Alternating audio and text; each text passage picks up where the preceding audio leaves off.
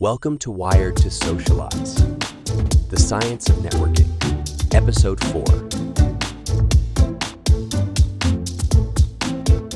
I remember reading the research, like how important, actually how correlated the intensity of the frequency of conversation is to belonging into the different groups of friendship. When you look at people's social networks, so yes, they have a limit to them. That limit is about 150 people, the number that's known as Dunbar's number now. But all those people do not have the same relationship to you. And if you look at the frequency with which they contact each other, if you look at the frequency with which they phone each other, or they post named posts on Facebook to each other, what you find in all these environments is this kind of layered structure, rather like the ripples on a pond. So if you imagine yourself as this stone thrown into the lake, you get these ripples coming out, and the ripples are small but high near you, and as they go further and further out, they get wider and wider, of course, but they get lower and lower. And so your social network looks like that. You have this very small group of about 5 people on the inside who you are very emotionally attached to, and then layers that go out beyond that, and very discrete layers. They occur at very specific numbers: 5, 15, 50, 150, and beyond that 500. And those layers correspond to different qualities of friendship. So you might think of them as intimate friends, best friends, good friends, just friends, and you're at the 150 boundary now. But they also correspond to the time investment in which you make in this, and the edges of the layers have very specific frequencies of contact. If you don't contact a friend that frequently, that friend will very quickly, within a few months, slide into the next layer down and become a less close friend. With the inner layer, what we call the shoulders to cry on friends, which is the inner layer of 5 support clique, people who really you rely on for emotional and financial, all sorts of other help and support. You have to see those at least once a week, otherwise they will drop into the next layer, the sympathy group.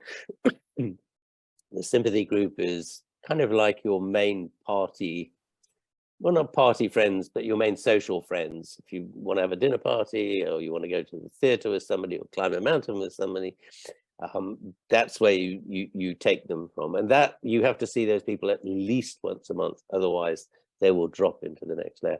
What's interesting, and we've shown this from looking at phone call data, is if you don't phone somebody as often as you would normally be expected to do, perhaps you're away, perhaps you're in hospital or something like that, perhaps you've been very busy and didn't have time, the next phone call you make is almost twice as long as your normal, as though you're kind of trying to put sticking plasters over the cracks this is now starting to open up in that relationship.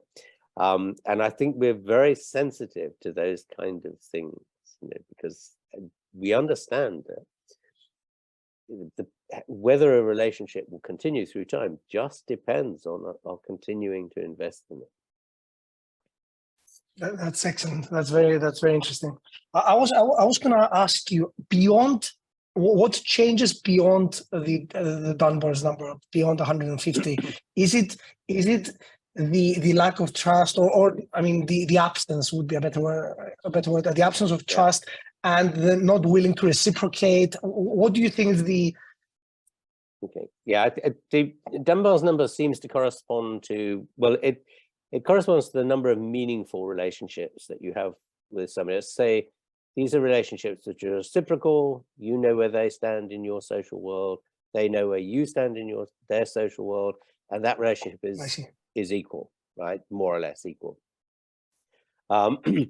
And they tend to have relationships of history. So you've known these people for quite a long time. The outer layer, sort of between about 50 and 150, tends to include a lot of extended family members, because they don't need so much investment, because auntie so-and-so and cousin so-and-so, they keep you in contact with what's going on with these people, so you don't have to see them quite so often.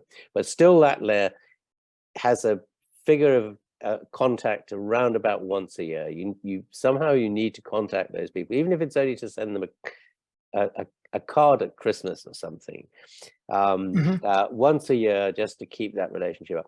Out beyond that, and that relationship, that layer at 150 really defines the people you would do favors for if they asked. You wouldn't sort of kind of go, did you help me out last time I asked? You know, how many beers have you bought me, and these kind of things. You would just say, of course, yeah, sure, no problem. Because the relationship is well established. You know them, you trust them, you know that they will pay you back.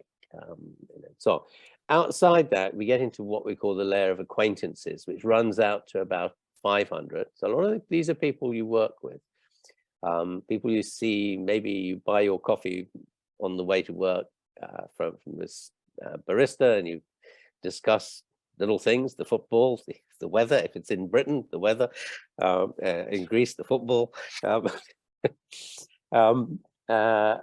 But you kind of, if they're from work, you might go and have a beer with them, or a glass of wine or something after work, or some business dinner or something, but you wouldn't invite them to your house. They wouldn't come to it. I sometimes refer to the 150 people as your kind of weddings, bar mitzvahs, and funerals group. Right? These are the people who feel an obligation to you. They will come to that big event once in your lifetime. Yeah. And they will feel obliged to come. The people in the next layer out, they're beyond that. You would not even expect them to come to your wedding or your funeral or anything like that. But you know them. But the relationship is now much more transactional. If they ask you to give them, I don't know, 100 euros or something, you'd kind of go, so when I bought you a beer last time, did you pay me back on another occasion, or did you always expect me to buy the beers? The relationships become much more transactional. And then the next layer out goes out to about 1,500 people. Now, in small scale societies, that's a tribe. And a tribe is defined as all the people that speak the same language. So in big language groups, in a big language like Greek, for example, even in modern Greece, really that's a dialect. I know you're from Athens. You sound completely different from me from Cyprus. Yeah, Cyprus. I'm even exactly different than the Athenian in dialect. Yeah, that's very interesting. You know, they're quite small scale, and they're actually quite, you know, they're almost a few villages, and that's it. You know, so. But what we do is we badge people, and that's what the language is doing. It's saying, look, actually, you're in this extended community of mine because you speak the same language. So you know the same culture as I do. You understand the same jokes. You have the same hairstyle as you have your beard or clean shaven or whatever it is. You wear the same kind of clothes as I do. You look very similar to me. And these are cues that you belong to the tribe. And we use those cues as shortcuts. So, you know, I've never met you, but I know immediately you start speaking. You're from my little corner. Well, in your case, my little corner is Cyprus. Never mind anywhere else. Right? And I've seen it work. Yeah, that's right. Or I can tell by the clothes you wear, or even how you walk, maybe, and how you laugh at jokes, and which jokes you laugh at. You're in my tribe, as it were, and therefore we already now have a basis for trust. It's not a very strong basis. You know, I'm not going to lend you, you know, 200 euros, but I might invite you for dinner on some occasion or something like that, maybe, who knows. But once you get beyond that, you start getting into real strangers, and it seems that basically that 1,500 layer is people whose faces we can put names to in real life. And there's another layer that runs out to about 5,000, who are people whose faces we know we've seen before, but we can't necessarily put a name to it. And then once you're out beyond 5,000, you're dealing with complete strangers. There is absolutely no basis for any kind of relationship at all, however weak. So those layers seem to be really quite tight and quite robust, and they kind of relate back to, I really think the most meaningful one is the 1500 layer, the tribe, if you like, because although we don't know these people as individuals,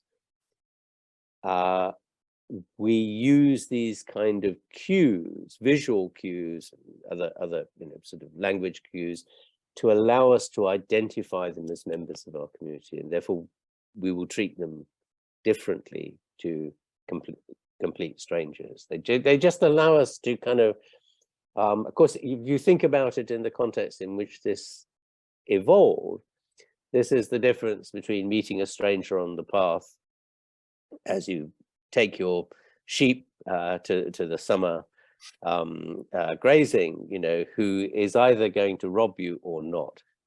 That's the difference. And so we use those cues are giving us sort of a degree of trust in the person that, oh, you're in my tribe. Okay, we're going to adhere to tribe law here, which is, don't rob your cousins. And then maybe an opening to start looking for the other pillars of friendship, right? Yes, maybe an opening to start. Yes. Well, that layer, that tribe layer, it becomes very, very important for humans because of the kind of unstable environments we live in, right? So they live quite a long way away from you in another valley, right? Now, in occasions when disaster strikes your valley, maybe there's a flood, maybe there's no rain, famine, maybe you are raided by some people from a long way away. The Romans turn up. The only way you can save yourself is to flee, right? Either there's no food there or somebody's trying to kill you. So you have to flee. Where do you go? That's where the tribe becomes important, because you can go far enough away to a different valley and find friends who will allow you to stay for a while. They probably wouldn't want you to stay forever, but they will allow you to stay for a while till things get back to normal again, and you can go back or start up somewhere else. And what's more important, in 10 years, these are things that happen once every 10, 15 years, maybe. In 15 years' time, they come to you and say, remember, we let you stay? And you went, of course, you come in. This is the end of episode 4.